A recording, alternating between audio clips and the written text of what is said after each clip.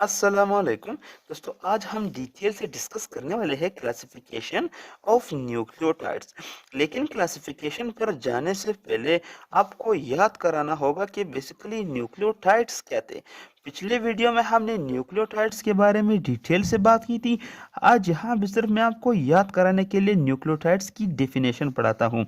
These are monomeric unit of nucleic acids composed of nitrogenous base, pentose sugar and phosphate group. अब दोस्तों इस definition में दो part है। सबसे पहला part, these are monomeric unit of nucleic acids. इससे मुराद दोस्तों न्यूक्लियोटाइड्स बेसिकली क्या करते हैं, न्यूक्लिक एसिड की फॉर्मेशन करते हैं। ये सिंगल यूनिट है न्यूक्लिक एसिड्स की।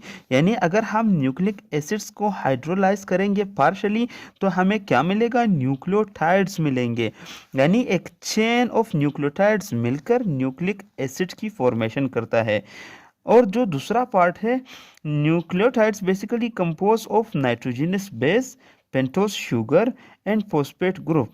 अगर हम न्यूक्लियोटाइड्स को देखें तो ये खुद मजीद तीन कंपोनेंट से मिलकर बने हैं। सबसे पहला है नाइट्रोजनस बेस, उसके बाद पेंटोस शुगर, और जो तीसरा नंबर पर है वो है फॉस्फेट ग्रुप। अब न्यूक्लियोटाइड्स के बारे में हमने पिछले वीडियो में डिटेल से बात की है। अगर आपने वो वीडियो नहीं देखी तो पहले आप वो वीडियो वॉच कर ले, ताकि आपको न्यूक्लियोटाइड्स के बारे में डिटेल और क्लियरेंस हो जाए। उसके बाद आप क्लासिफिकेशन वाली वीडियो यानी ये वाली वीडियो देख सकते हैं। अब बात है क्लासिफिकेशन की तरफ। न्यूक्लियोटाइड्स को कैसे क्लासिफाई किया गया है, on the basis of numbers of nucleotides. यानी किसी मॉलिक्यूल में प्रेजेंट न्यूक्लियोटाइड्स की तादाद पर उनको डिवाइड या फिर क्लासिफाई किया गया है। यानी अगर एक न्यूक्लियोटाइड होगा तो वो मोनो न्यूक्लियोटाइड कहलाएगा। अगर दो न्यूक्लियोटाइड होंगे तो फिर वो डाई न्यूक्लियोटाइड कहलाएंगे। और अगर इसी तरह मज़ीद बहुत सारे न्यूक्लियोटाइड होंगे तो फिर वो पॉली न्यूक्लियोटाइड कहलाएंगे, जो कि हम एक एक करके डिटेल से पढ़ने वाले हैं। तो आइए स्टार्ट करते हैं। सबसे पहला टाइप, मोनोन्यूक्लियोटाइड्स। अब बेसिकली मोनोन्यूक्लियोटाइड्स लफ्ज से ही खुद को जाहिर कर रहे हैं। Mono means one and nucleotide mean nucleotide. यानी ये ऐसे मॉलिक्यूल्स होते हैं जिनमें सिर्फ एक ही न्यूक्लियोटाइड प्रेजेंट होता है। These are nucleotides that contain single nucleotide such as AMP, ADP and ATP। यानी दोस्तों ये इस तरह के मॉलिक्यूल होते हैं जिसमें सिंगल न्यूक्लियोटाइड प्रेजेंट होता है, जैसे कि एएमपी यानी adenosine monophosphate, ADP adenosine diphosphate और ATP adenosine triphosphate. In such molecules, adenine and pentose sugar reacts to form nucleoside। यानी दोस्तों ये एक ऐसा मॉलिक्यूल है जिनमें सबसे पहले एक एडिनिन और पेंटोस शुगर आपस में रिएक्ट करते हैं और ये क्या फॉर्म करते हैं, न्यूक्लियोसाइड। हमने पिछले वीडियो में बात की थी कि न्यूक्लियोटाइड का एक ऐसा मॉलिक्यूल जिससे अगर आप फॉस्फेट ग्रुप को हटाए या रिमूव कर दे तो उसको न्यूक्लियोसाइड कहा जाता है। यानी सबसे पहले एक नाइट्रोजनस बेस पेंटोस शुगर के साथ मिलकर एक न्यूक्लियोसाइड बनाएगा। उसके बाद क्या होगा, the number of phosphate varies single to three forming AMP, ADP and ATP.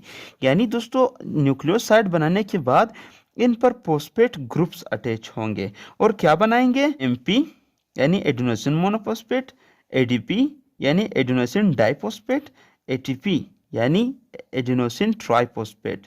Single to three यानी दोस्तों जो फॉस्फेट ग्रुप है वो वेरीज करता है।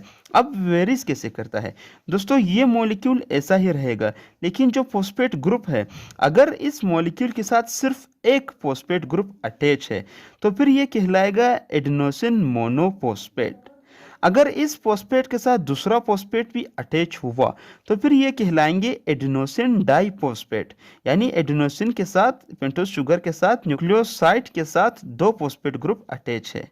और अगर यहाँ पे तीन फॉस्फेट ग्रुप अटैच हुए तो फिर इसे कहा जाएगा एटीपी यानी एडेनोसिन ट्राइफॉस्फेट। मैंने यहाँ पे क्लियरली शो किया है, अगर एक फॉस्फेट ग्रुप हो तो फिर वो मोनो कहलाएगा यानी एडेनोसिन मोनोफॉस्फेट। अगर दो फॉस्फेट ग्रुप होंगे तो फिर ये डाई कहलाएगा यानी एडेनोसिन डाइफॉस्फेट। अगर तीन फॉस्फेट अटैच हुए तो फिर ये एडेनोसिन ट्राइफॉस्फेट कहलाएगा। मजीद जानते हैं during formation of nucleotides the removal of water occurs, यानी दोस्तों जब न्यूक्लियोटाइड की फॉर्मेशन होगी जैसे कि एएमपी, एडीपी या फिर एटीपी, यहाँ पे कंडेंसेशन प्रोसेस होगा या रिमूवल ऑफ वाटर होगा। कैसे होगा दोस्तों? अब आप देख सकते हैं इस पेंटोस शुगर के साथ जब ये फॉस्फेट ग्रुप मिल रहा है तो क्या होगा कि यहाँ से एक वाटर का मॉलिक्यूल रिलीज हो रहा है। अगर एक फॉस्फेट के साथ दूसरा फॉस्फेट मिल रहा है तो यहाँ से भी एक वाटर का मॉलिक्यूल रिमूव हो रहा है। अगर ये फॉस्फेट इसके साथ मिल रहा है तो यहाँ से भी एक वाटर का मॉलिक्यूल रिमूव हो रहा है। यानी जब भी फॉस्फेट टू फॉस्फेट आपस में मिलेंगे तो ये क्या करेंगे, एक वाटर के मॉलिक्यूल को रिलीज या फिर रिमूव करेंगे। तो यहाँ पे दोस्तों 1 2 3 यानी 3 वाटर के मॉलिक्यूल रिमूव या फिर रिलीज हो रहे हैं, जिसे कंडेंसेशन प्रोसेस या फिर डिहाइड्रेशन प्रोसेस कहा जाता है। अब फंक्शन की तरफ आते हैं कि बेसिकली मोनोन्यूक्लियोटाइड्स का क्या फंक्शन है। अब मोनोन्यूक्लियोटाइड्स को energy currency of the cell भी कहा जाता है। क्यों कहा जाता है? क्योंकि दोस्तों ये फॉस्फेट ग्रुप्स जो आपस में मिले हैं इनकी जो बॉन्ड्स है इसमें काफ़ी ज़्यादा एनर्जी स्टोर्ड है, और जब भी ये बॉन्ड्स टूटेंगी तो ये फॉस्फेट ग्रुप की जो बॉन्ड्स है बहुत हाई एनर्जी रिलीज करेंगे, और फिर उस एनर्जी को यूज़ किया जाएगा मुख्तलिफ एक्टिविटीज़ के लिए, जैसे कि muscle contraction, active transport chain, nerve impulses या फिर प्रोटीन सिंथेसिस एटसेट्रा। यानी मुख्तलिफ एक्टिविटीज़ के लिए फिर सेल इन बॉन्ड्स के टूटने की वजह से जो एनर्जी प्रोवाइड हो रही है उसे यूज़ करेंगे। अब दोस्तों यहाँ पे आपको समझनी होंगी फॉस्फोराइलेशन, फोटोफॉस्फोराइलेशन, ऑक्सीडेटिव फॉस्फोराइलेशन। सबसे पहले पढ़ते हैं कि फॉस्फोराइलेशन क्या है।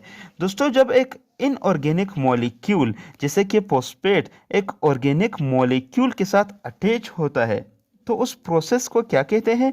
फॉस्फोराइलेशन।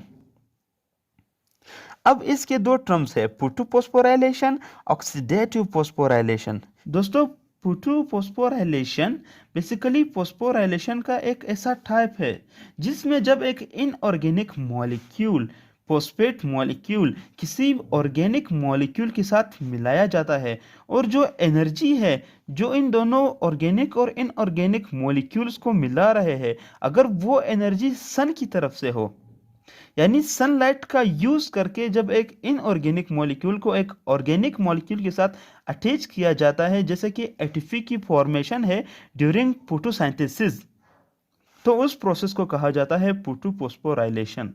अब जो दूसरा टाइप है वो है ऑक्सीडेटिव फॉस्फोराइलेशन।